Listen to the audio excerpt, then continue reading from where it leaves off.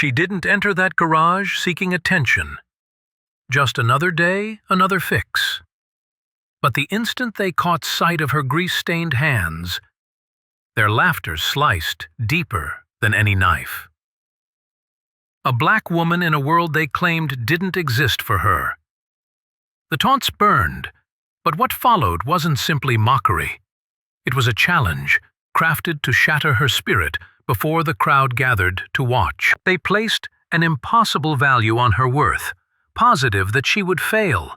But when the engine roared to life once more, it wasn't just metal that trembled the earth. It was the silence of all doubters.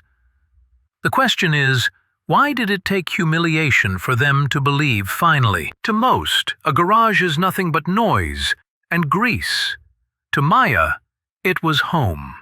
The hiss of steam, the clang of tools, the rumble of engines, the sound of music she'd grown up with, handed down from her father. She wasn't rich, she wasn't famous. Just a young black woman with a dream, building a life through hard work and talent. But in a man's world, particularly a white man's world, her presence was never a non-issue. Every raised eyebrow of every customer, every lingering glance reminded her she didn't fit in. But she persisted, because repairing cars wasn't just something she did for work. It was something she loved to do. What Maya didn't know was that one ordinary afternoon, the prejudice she'd faced in whispers and side glances was about to be thrown right in her face. And this time, it wouldn't be something she could simply ignore. The afternoon started as usual. Maya cinched the final bolt on one customer's car, flinging sweat off her forehead as the sun sliced sharp shadows across the street.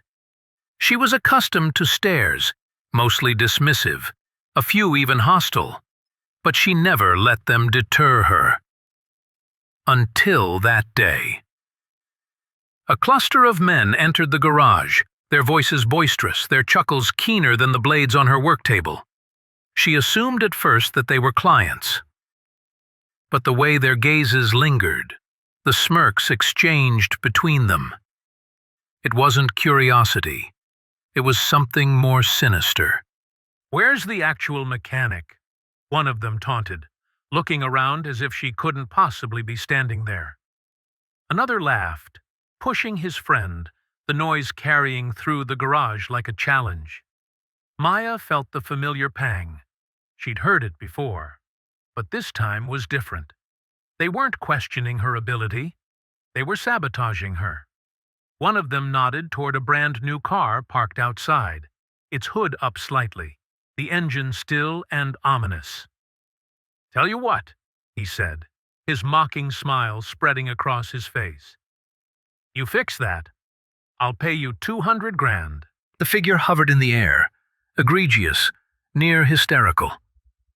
The men laughed uproariously, certain she'd never take it. For them, it wasn't an offer. It was a spectacle. A public embarrassment, a stage upon which to view her collapse. For a second, Maya stalled. She could feel their eyes bearing down on her, the oppressive silence of technicians in the background, who had overheard the challenge but remained silent. She wasn't fighting for a paycheck anymore.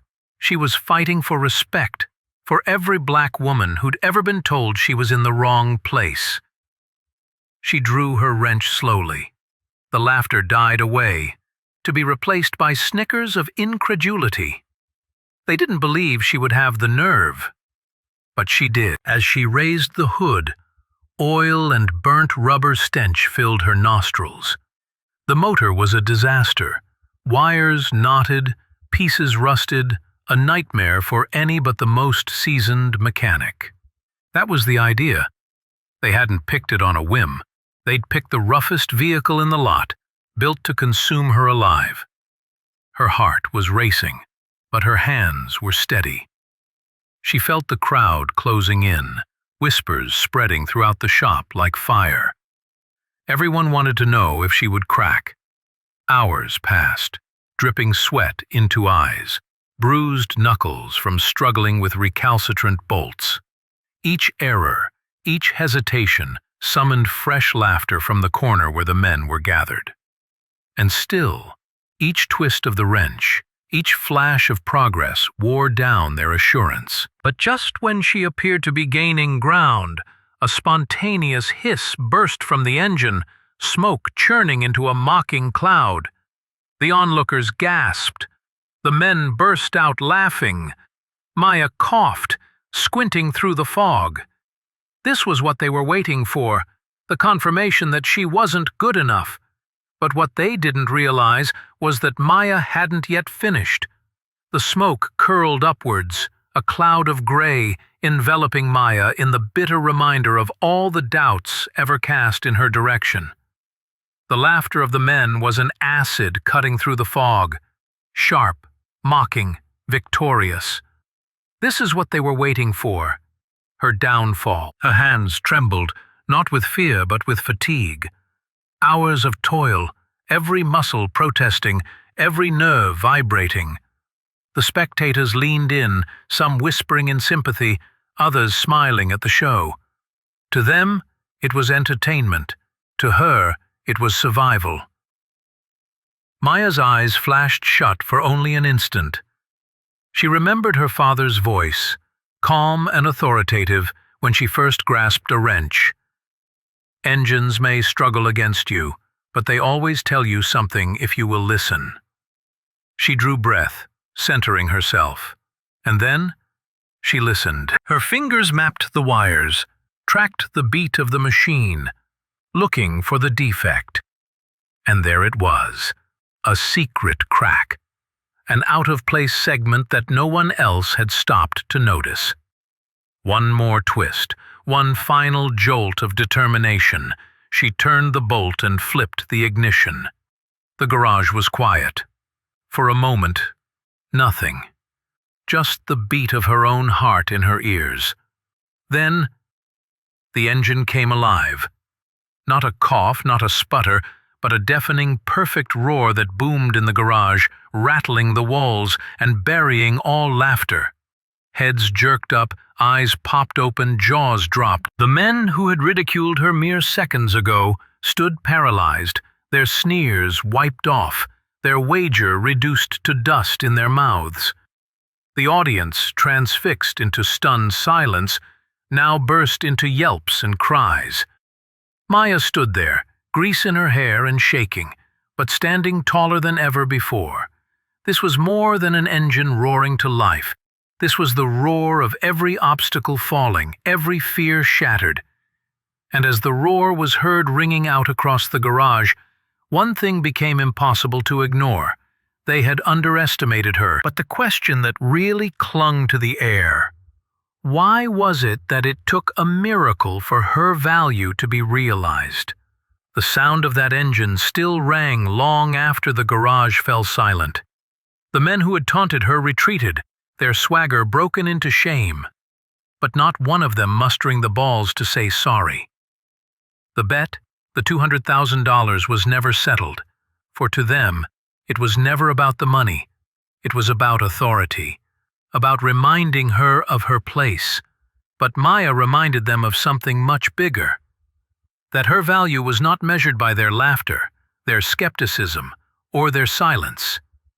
It was etched into every talent she possessed, every obstacle she overcome, every second she would not let go. But as victorious as that was, it was weighed down by a grimmer truth. Why was it that it took a miracle, a perfect fix against all odds, to recognize her as equal? Why did she need to demonstrate that in ways her white peers never had to? Maya returned home that evening weary but unshattered. And although the crowd would speak of the black woman who put the doubters in their place, she bore something more profound: the epiphany that racism does not always yell in your face. Sometimes it laughs at you, taunts you, makes you bleed to be seen. Her tale is not hers alone. It is the tale of every black woman who has been informed she does not have a place, of every voice that had been silenced until it did the unthinkable. And it is our tale, because silence in the midst of oppression is a form of violence itself. And so the question stands: How many more Mayas need to prove themselves before society ceases to expect miracles and begins to grant respect